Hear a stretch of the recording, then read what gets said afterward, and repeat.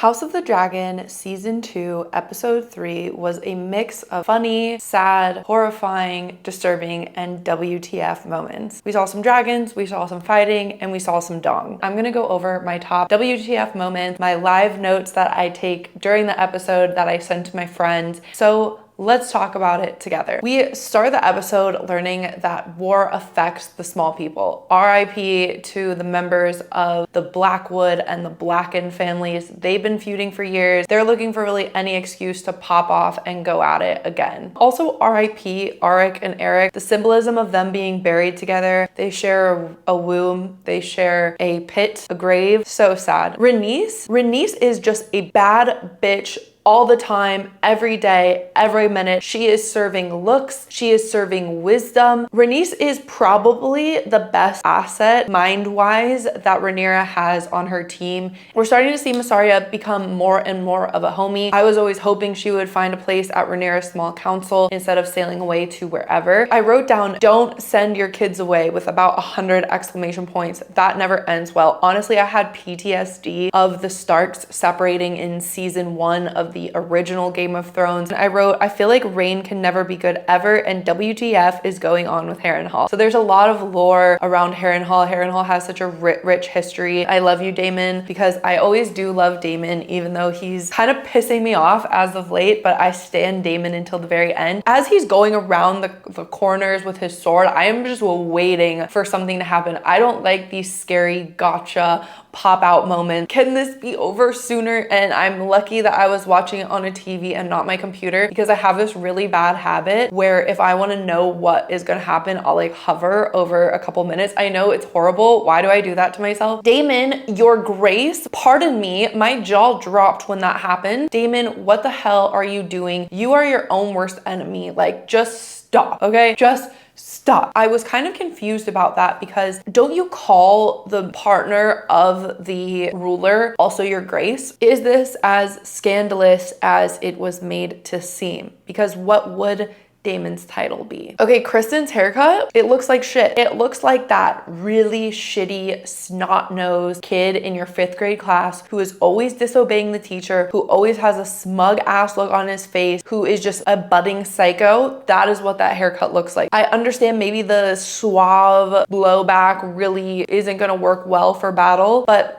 Kristen, your haircut is starting to match your personality, which is shit. Okay, we see Clubfoot, Larys Clubfoot, rock up to Aegon as he's preparing in his armor to go fucking fly away and prove his worth. And just like Clubfoot clubbing up to the show is never a good, it's never good for anyone. It's never gonna end well. Guy just dripping with bad intentions. I'm sorry, is Larys turning on Alicent? Is he a secret black? He's turning on Alicent. I guess the foot sessions have not been up to par as of late. Perhaps he's looking for a new foot to observe and to enjoy. Teddy's like, you know, people, aka me, have been saying that you were kind of hoodwinked into going and risking your life so that your mom and your brother will rule in your stead. So yeah, what are Larys's intentions? Does he want to help the blacks? Does he just want to sow chaos?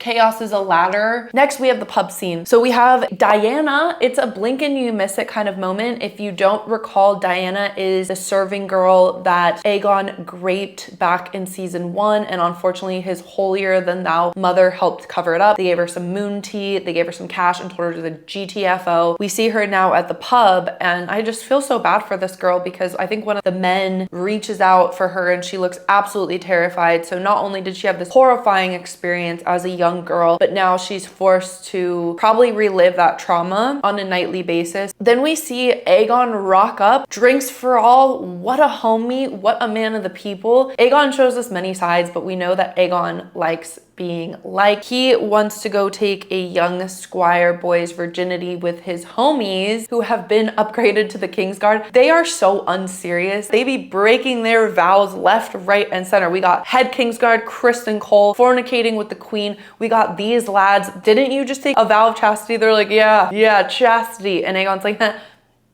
no, for real. Be for fucking real. It reminded me of Aegon in the last episode where Otto was like, you wouldn't dare. And Aegon's like, I do dare.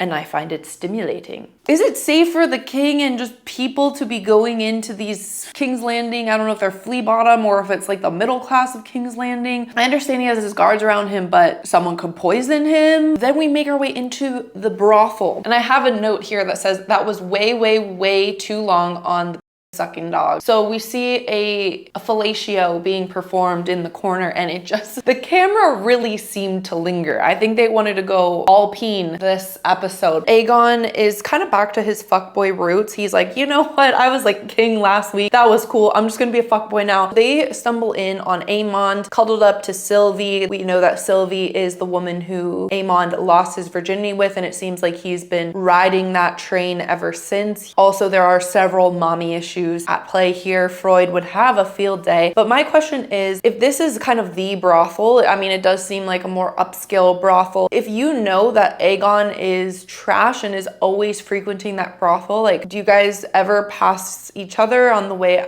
in and out? I feel bad for Aemond. Dude is so wound, so tight, and clearly he has some issues, some vulnerabilities that he doesn't want to show. And oh my God, we just saw Aemond's.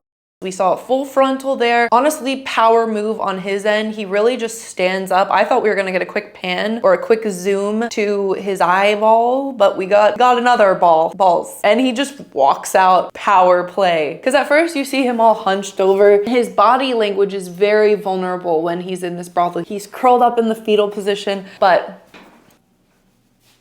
he just rocks out of there. Then we go back to Rhaenyra, who has not read Alicent's letter. Like, why? Like, T is T, Rhaenyra, T is T. Finally reads the letter. We go to the scene with Cole, Alicent's brother. Alicent's brother looks like a combination between Theon Reek and Loras Tyrell. Let me know if you see it. I'm sick of Cole. Can we delete him? And then we see Baela circling them with the dragon, and I was like, whoa, is she about to commit a mass murder? Is Cole about to meet his end? My biggest question here that I wrote down is, can dragons run? Like, they can fly, but can they run? And can they run fast? Can they run faster than a horse? Because if you wanted to catch them, I'm not familiar with dragon anatomy, but I was very curious, like, why is the trees in the forest the end all be all? I know horses can go fast, but can dragons go faster? I wrote down, does Rhaenyra miss Cole? You see Baela, she's ready for some action. Jace is ready for some action. All the small council members are like, you know, if you don't want to do the war, we'll do the war for you. Everyone's ready for some action except Rhaenyra. Rhaenys is kind of hyping her up on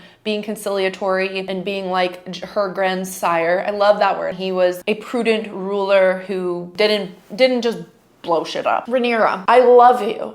I love Rhaenyra. Everyone knows this. You have about half an episode left of not making decisions, and then my patience will be up. You gotta make some decisions, girl. So then we see Daemon having his nightmare at Harrenhal, and my first thing, because I didn't know this was a nightmare, I was like, Daemon, bro, put your armor on. Don't just be I know you have a Valyrian steel sword, but don't just walking the halls of that creepy castle with no armor. And then I wrote, OMG, baby Rhaenyra flashback. Why is he imagining his young niece puke? Obviously, like, he groomed his niece. Like, he groomed his niece. And there are a lot of people are hung up on that in perpetuity. For me, I got past it for the show. Okay, for the show. Cersei and Jaime, like, this just happens, unfortunately. It's not ideal. It's never ideal. I think Daemon has a lot of issues and he likes younger, vulnerable, more girls that he can groom. That was weird. You know what Daemon needs? He needs a goblet full of ayahuasca. He needs some therapy. Then we see this kind of Melisandre character being like, you will die here. And my first thought was like, no. Okay, and then we kind of end on the Rhaenyra. What in the Sound of Music is this outfit? That is clearly Rhaenyra. Bro, it is way too easy to sneak into King's Landing. If there's one more plot line with sneaking into a place that should be highly fortified, I'm gonna lose my absolute shit. They should have been on guard. They knew Arik and Eric were identical twins. They knew that. They should have guessed that. They should be searching even every septa or whoever the fuck, Nun, Sound of Music, Maria, whatever. What are these people thinking? So also, like, that's clearly Rhaenyra, and the whole time I'm like, pardon me, would not a letter have sufficed? I was missing the what needed to be in person component of it all. I know that they had that moment where Alicent's like, oh yeah, you know, he said Aegon was the prince that was promised, and Rhaenyra's like, you idiot, Alicent, come on. All this because, come on. And Alicent's like, oh shit. Oh Okay, that makes more sense.